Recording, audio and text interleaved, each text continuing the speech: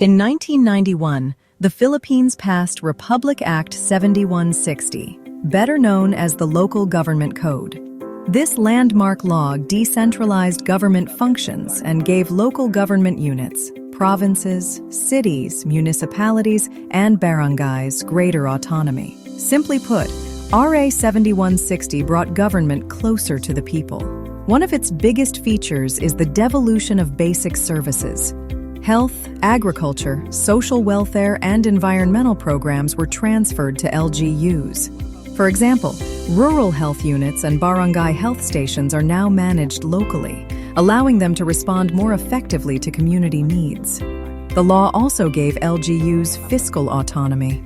Through local taxes and the internal revenue allotment, local governments gained financial power to plan and fund their own programs. And importantly, RA 7160 promoted people participation.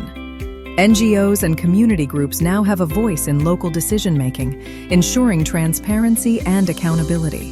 The Local Government Code was designed to empower communities.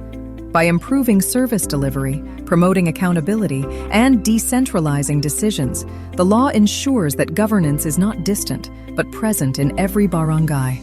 For community health nurses, RA 7160 changed the landscape of healthcare delivery.